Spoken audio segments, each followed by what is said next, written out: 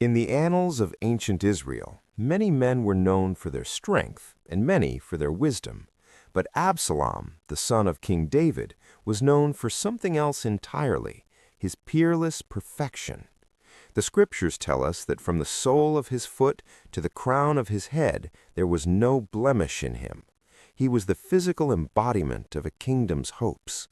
But it was his hair that truly captivated the nation.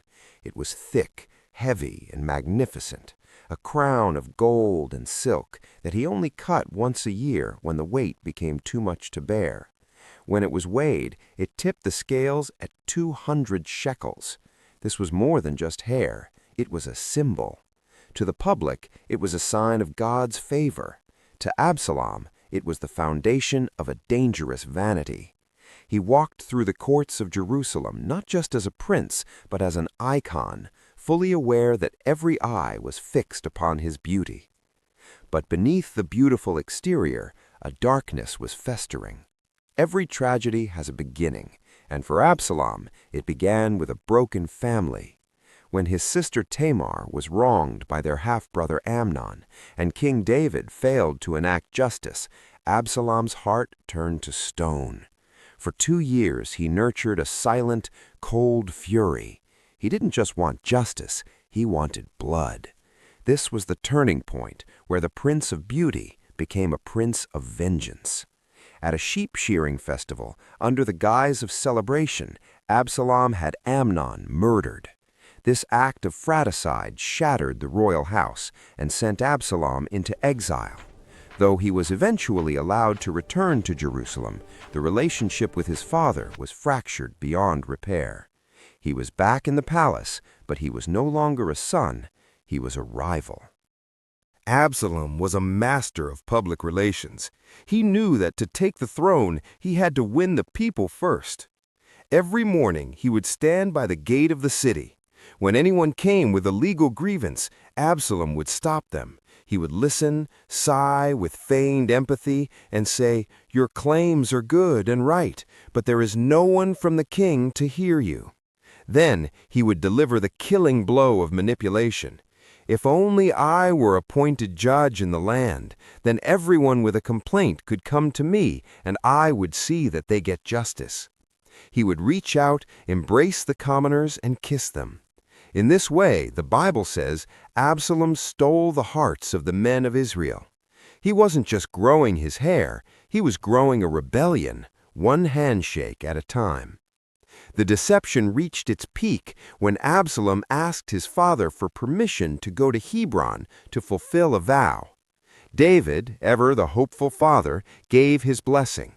But Hebron was the ancient capital, a place of deep political significance. As soon as he arrived, Absalom sent secret messengers throughout the tribes of Israel, telling them, "As soon as you hear the sound of the trumpets, then say, 'Absalom is king in Hebron.'" The coup was swift and devastating. David, the giant slayer and the man after God's own heart, was forced to flee his own capital in tears, barefoot and humiliated, while his son marched into Jerusalem to take the throne. The vanity that began with a mirror had now moved to a crown. The war for the soul of Israel moved to the rugged terrain of the Forest of Ephraim. David, though heartbroken, was still a brilliant general, and his veteran loyalists were ready to fight.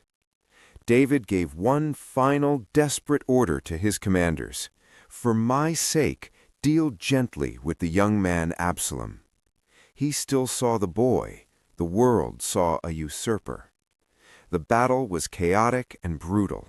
The thickets and marshes of the forest claimed more lives than the sword.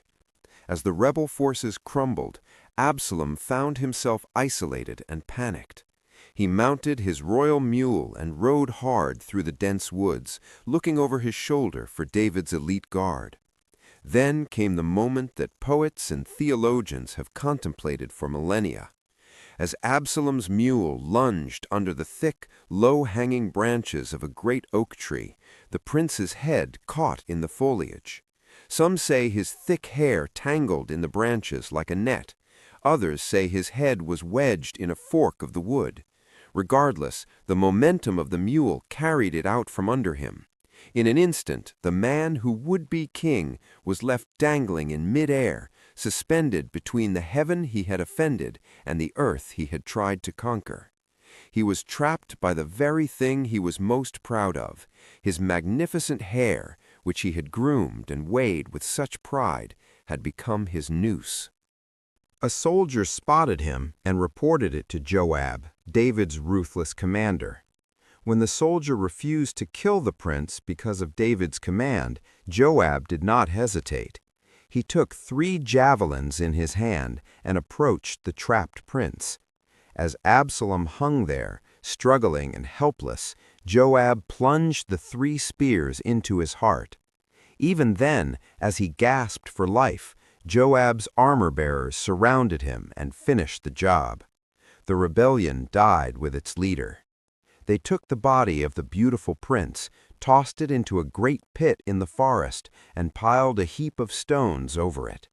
There was no royal burial, there was no monument, only a pile of rocks in a lonely woods.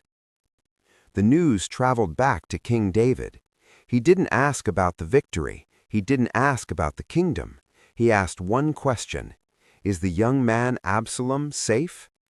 When he learned the truth, the king didn't celebrate. He wept, his voice echoing through the gates.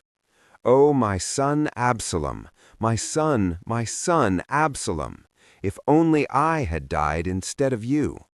It is one of the most heartbreaking scenes in history, a father mourning a son who tried to kill him. The war was over, but the victory felt like a defeat.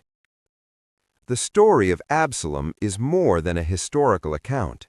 It is a timeless warning. It is the definition of poetic justice. Absalom's life teaches us that our greatest natural strengths, when fueled by pride, often become our greatest vulnerabilities.